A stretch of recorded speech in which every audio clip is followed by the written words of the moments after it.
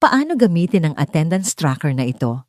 Ang template na ito ay binubuo ng SF1 at SF2. Para magamit mo ito ng maayos, sundan mo lang ang video na ito. Una, ilagay mo ang mga details sa itaas.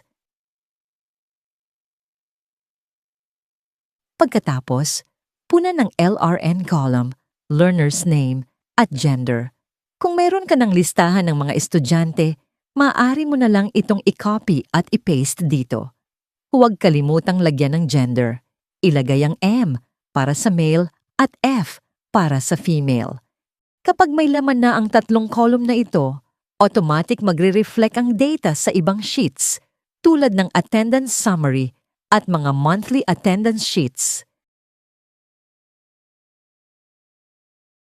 Naka-auto alphabetical order na rin ito, kaya hindi mo na kailangang mag-manual sort. Naka-separate na rin ang male at female. Kung may mga blank rows, maaari mo itong i-hide para mas maayos tingnan. Sa pag-monitor ng attendance, i-type mo lang ang number 2 kung %. Lalabas ito bilang encircled check. Kung late o tardy naman ang estudyante, i-type ang number 1. May lalabas na text box kung saan maaari mong ilagay ang reason kung bakit siya late. Kapag na-click ang OK, automatikong marirecord ito sa absenteeism and tardiness log sheet. Makikita sa log sheet ang date, name, reason, at teacher's remarks para madali mong mabalikan kung kinakailangan. Kung absent naman ang learner, i-type lang ang number 0. Lalabas din ang text box para ilagay ang dahilan ng pagliban. Automatiko rin itong marirecord sa absenteeism and tardiness log sheet. Habang nagmo-monitor ka ng attendance, automatikong nagko-compute sa right side ang attendance percentage.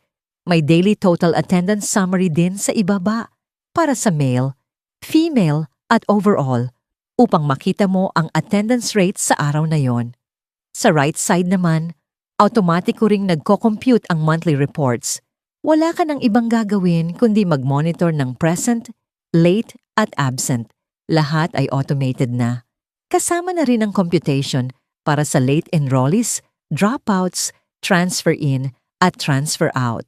Kapag ang isang learner ay may 5 o higit pang magkakasunod na absences, automatiko rin itong magre-reflect sa monthly report.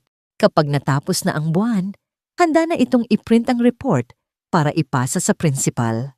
At kung tapos na ang school year, maaari mo pa rin itong gamitin sa susunod na taon. Palitan mo lang ang year sa current year at automatikong mag-a-update ang calendar.